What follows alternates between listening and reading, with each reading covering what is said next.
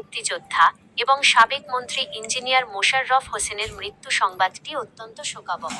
চট্টগ্রামের মিরসরাইয়ের মাটি ও মানুষের সাথে তার দীর্ঘদিনের পথচলা এবং বাংলাদেশের রাজনীতি ও মুক্তিযুদ্ধে তার অবদান অনস্বীকার্য। তার বর্ণাঢ্য জীবনের কিছু উল্লেখযোগ্য দিক নিচে তুলে ধরা হলো। এক নজরে ইঞ্জিনিয়ার মোশাররফ হোসেন। জন্ম 12 জানুয়ারি 1943, ধুমগ্রাম, মিরসরাই, চট্টগ্রাম।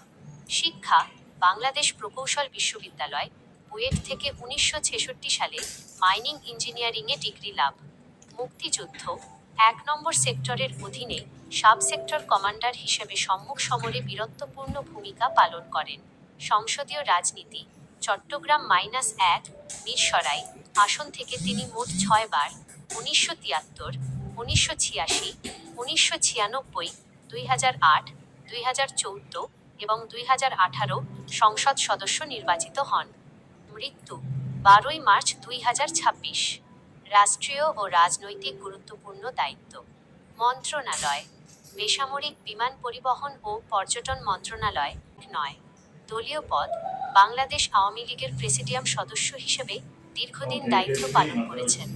জানাজা ও শেষ বিদায় 12 মার্চ 2026 তারিখে বর্ষিয়ান এই নেতার প্রয়াণের পর রাষ্ট্রীয় মর্যাদায় তাকে শেষ বিদায় জানানো হয়।